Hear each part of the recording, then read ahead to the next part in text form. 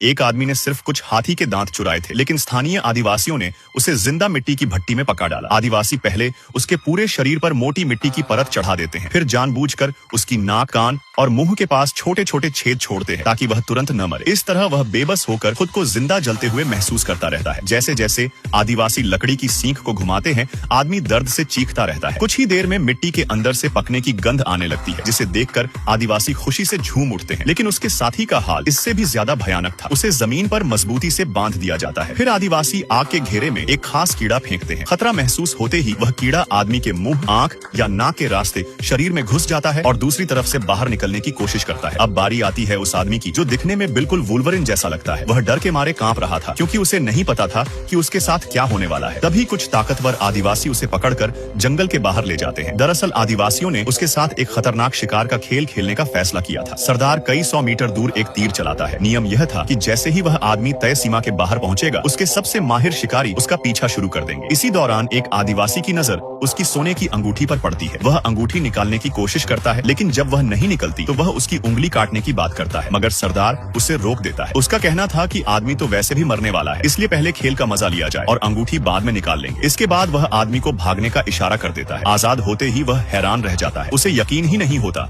कि आदिवासियों ने सचमुच उसे छोड़ दिया है। जबकि शिकार दूर भाग रहा था तो आदिवासी बिल्कुल भी परेशान नहीं थे। उल्टा वे वहीं खड़े होकर उसका हौसला बढ़ा रहे थे, क्योंकि उनके मुताबिक एक बाहरी इंसान कभी भी उनकी पकड़ से बच नहीं सकता था। लेकिन उन्हें क्या पता था कि यही घमंड जल्द ही शिकारी और शिकार की जगह बदलने वाला है। जैसे ही वह आदमी तय सीमा से बाहर पहुंचता है तो एक आदिवासी शिकारी उसके पीछे निकल पड़ता है। आदमी का शरीर भले ही मजबूत था, लेकिन अफ्रीका की झुलसा देने वाली गर्मी ने उसकी हालत खराब कर दी थी। वहीं आदिवासी मानो हवा से बातें कर रहा था। कुछ ही मिनटों में वह उसके बिल्कुल पीछे पहुंच जाता है। खत्म करने की जल्दबाजी में आदिवासी बिना सोचे समझे अपना भाला उसकी तरफ फेंक देता है, लेकिन आदमी फुर्ती दिखाते हुए जमीन से हथियार उठा लेता है और पलटवार करते हुए सीधे उसकी तरफ टूट पड़ता है। कुछ ही पलों में शिकारी खुद शिकार बन जाता है। दूर खड़ा पिता यह सब देखकर दौड़ता हुआ आता है, लेकिन तब तक बहुत देर हो चुकी होती है। उसका बेटा अब एक ठंडी लाश में बदल चुका था। अपने भाई की मौत देखकर बड़ा भाई गुस्से से आग बबूला हो उठता है। वह भी तेजी से दौड़ता हुआ वहां पहुंच गया। जैसे ही उसने अपने मृत भाई को देखा तो उसे समझ आ गया कि अभी शोक मनाने का समय नहीं है। इस वक्त उसकी सबसे बड़ी प्राथमिकता थी उस आदमी को ढूंढना और उसके टुकड़े टुकड़े करके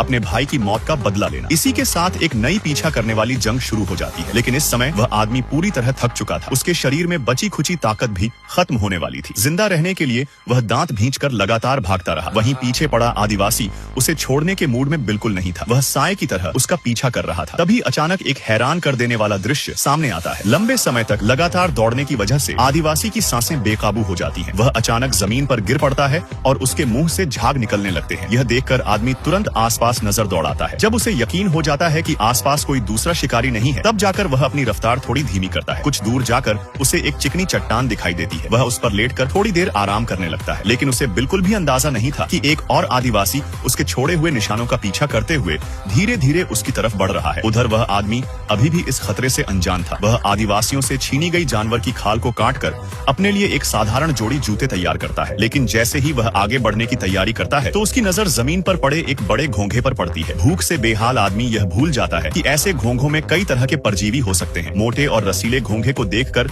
वह बिना कुछ सोचे उसे काट देता है। हालांकि उसे यह खाने में बेहद घिन महसूस होती है, लेकिन जिंदा रहने के लिए वह अपनी घृणा दबाकर उसे खा जाता है। थोड़ी ताकत वापस मिलने के बाद वह वहां से निकलने ही वाला था कि अचानक पीछे मुड़कर देखता है और तभी उसकी रूह कांप उठती है। वह जिद्दी आदिवासी एक बार फिर उसका पीछा करते हुए वहां पहुंच चुका था। यह देखकर आदमी तुरंत छिप जाता है। उसे अच्छी तरह पता था कि सिर्फ छिपकर वह हमेशा नहीं बच सकता। तभी उसकी नजर पास खड़े विशाल कैक्टस पर पड़ती है और उसके दिमाग में पलटवार की एक तरकीब आ जाती है। वह अपने भाले से कैक्टस में एक बड़ा छेद कर देता है और फिर खुद एक सुरक्षित जगह पर छिप जाता है। कुछ ही देर में पीछा करता हुआ आदिवासी वहां पहुंच जाता है। उसकी नजर जल्द ही कैक्टस में बने उस छेद पर पड़ती है, लेकिन उसे क्या पता था कि यह सब एक सोचा समझा जाल था। थोड़ी देर बाद उसे बाहर निकला हुआ जूता दिखाई देता है। वह समझ जाता है कि उसका शिकार यहीं कहीं छिपा हुआ है। जैसे ही वह हमला करने के लिए आगे बढ़ता है तो उसे बिल्कुल एहसास नहीं होता कि वह आदमी चुपचाप उसके पीछे पहुंच चुका है। अगले ही पल आदमी पूरी ताकत से अपना भाला उसकी पीठ में घोंप देता है। वह तब तक नहीं रुकता जब तक आदिवासी की सांसें हमेशा के लिए बंद नहीं हो जाती। इसके बाद वह आदमी अपनी यात्रा जारी रखता है। उधर दूसरी तरफ बाकी आदिवासी भी धीरे धीरे उसके करीब पहुंचते जा रहे थे। जब सरदार ने देखा कि उसके कबीले के लोग एक एक करके मारे जा रहे हैं तो उसका गुस्सा 7वें आसमान पर पहुंच गया। अब उसने खुद मोर्चा संभालने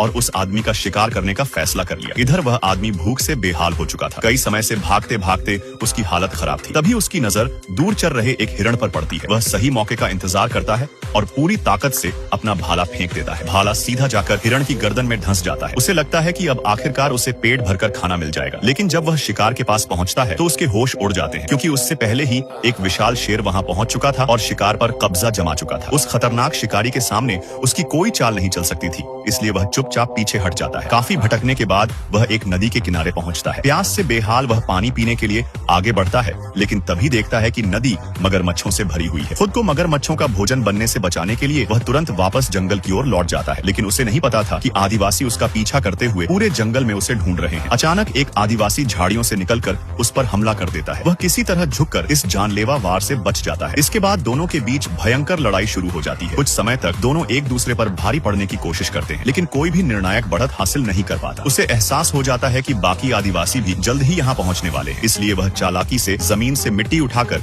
सीधे आदिवासी की आंखों में फेंक देता है। अचानक हुए इस हमले से आदिवासी कुछ भी नहीं देख पाता। मौका मिलते ही वह उसका हथियार छीन लेता है और अगले ही पल एक घातक वार करके उसे मार गिराता है। जब तक बाकी आदिवासी वहाँ पहुँचते हैं तब तक वह बहुत दूर निकल चुका होता है। यह देखकर सरदार आग बबूला हो उठता है। उसके सबसे भरोसेमंद योद्धा लगातार मारे जा रहे थे। क्रोधित सरदार कसम खाता है कि वह उस आदमी को बेहद दर्दनाक मौत देगा और अपने कबीले के लोगों की मौत का बदला लेकर रहेगा। इसके बाद पूरे कबीले के सर्वश्रेष्ठ शिकारी उसकी तलाश में निकल पड़ते हैं। दिन रात चलने वाली खोजबीन के बाद आखिरकार उन्हें उसका ठिकाना मिल जाता है। यह देखकर वह फिर से भागना शुरू कर देता है, लेकिन इस बार पीछा करने वालों की संख्या इतनी ज्यादा थी कि बच निकलना लगभग नामुमकिन लग रहा था। उसे समझ आ गया था कि अगर उसने कोई नई तरकीब नहीं निकाली तो जल्दी ही पकड़ा जाएगा। तभी उसके दिमाग में एक खतरनाक योजना आती है। वह आग का इस्तेमाल करने का फैसला करता है। सूखी घास और लकड़ियों की मदद से वह एक जलता हुआ तीर तैयार करता है। फिर वह उस तीर को पास पड़े सूखे पेड़ों और झाड़ियों की तरफ छोड़ देता है। एक के बाद एक कई आग वाले तीर चलाए जाते हैं। कुछ ही पलों में वहां आग की एक विशाल दीवार खड़ी हो जाती है। उसका मकसद साफ था कि पीछा कर रहे आदिवासियों का रास्ता रोकना। जब वह देखता है कि आदिवासी आग के उस पार फंस गए हैं और आगे नहीं बढ़ पा रहे तो वह खुशी से झूम उठता है। उसे लगने लगता है कि आखिरकार उसने यह खतरनाक लड़ाई जीत ली है। हालांकि अपनी सूझबूझ से वह कुछ समय के लिए पीछा कर रहे आदिवासियों से बच निकलता है, लेकिन अब उसे भूख और प्यास की एक नई समस्या का सामना करना पड़ता है। कई दिनों से तपती धूप में भटकने और लगातार भागते रहने की वजह से उसकी सारी ताकत लगभग खत्म हो चुकी थी। फिर भी जिंदा रहने की चाह में वह किसी तरह अपने कदम आगे बढ़ाता रहता है, लेकिन कुछ ही देर बाद भूख और थकान से निढाल होकर जमीन पर गिर पड़ता है। जब उसे लगने लगता है कि अब उसकी मौत तय है, तभी अचानक उसकी नजर एक बड़े छिपकली जैसे जीव पर पड़ती है। उसे देखकर उसके अंदर जीने की उम्मीद फिर से जाग उठती है। वह तुरंत अपना चाकू निकालता है और एक ही वार में उसका शिकार कर लेता है। उस समय उसे इस बात की परवाह नहीं थी कि वह साफ है या नहीं। वह उसे पकड़कर तुरंत खाने लगता है ताकि शरीर में थोड़ी ऊर्जा वापस आ सके। कुछ ताकत लौटने के बाद वह फिर अपनी यात्रा शुरू कर देता है। उसे अच्छी तरह पता था कि आदिवासी अभी भी उसके पीछे पड़े हुए हैं और उसे जल्द से जल्द इस खतरनाक इलाके से बाहर निकलना होगा। दूसरी तरफ आदिवासी काफी आराम से आग पर भुना हुआ मांस खा रहे थे। पेट भरने के बाद वे फिर से उसकी तलाश में निकलने की तैयारी करते हैं, लेकिन तभी उनके एक साथी का हौसला जवाब दे जाता है। उसका मानना था कि सरदार की गलत रणनीति की वजह से पहले ही 4 लोगों की जान जा चुकी है। वह कहता है कि अब आगे पीछा करना सिर्फ और ज्यादा मौतों को न्योता देना होगा, इसलिए वह वापस लौटने का फैसला कर लेता है। यह सुनकर सरदार गुस्से से आग बबूला हो जाता है। वह कहता है कि जो अपने साथियों की मौत का बदला नहीं लेता वह कबीले का गद्दार है। लेकिन जब वह आदमी फिर भी वापस जाने की जिद करता है तो सरदार बिना किसी चेतावनी के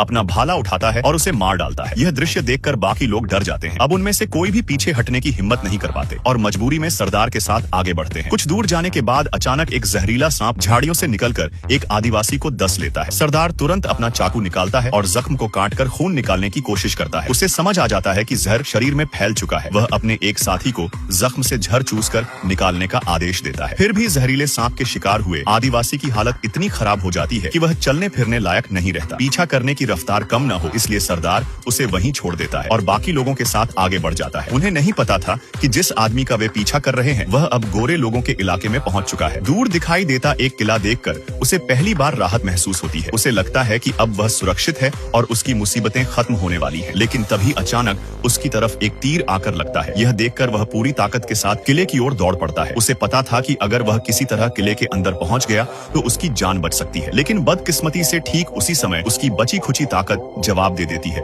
और वह जमीन पर गिर पड़ता है। तभी एक आदिवासी उसे मारने के इरादे से उसके पास पहुंच जाता है। वह अपना भाला उठाकर हमला करने ही वाला था कि किले के सैनिक उस पर गोलियों की बौछार कर देते हैं। आदिवासी वहीं ढेर हो जाता है। यह सब देखकर सरदार समझ जाता है कि अब आगे बढ़ना आत्महत्या होगी। उसी समय किले से बड़ी संख्या में सैनिक बाहर निकल आते हैं। आखिरकार वह आदमी मौत के मुंह से वापस लौट आता है और उसकी जान बच जाती है। फिल्म के अंतिम दृश्य में वह दूर खड़े आदिवासियों की ओर हाथ हिलाकर विदा लेता है। सरदार भी राहत की सांस लेते हुए अपना भाला उठाकर उसे आखिरी सलाम करता है। इसके बाद वह अपने साथियों के साथ वहां से चला जाता है।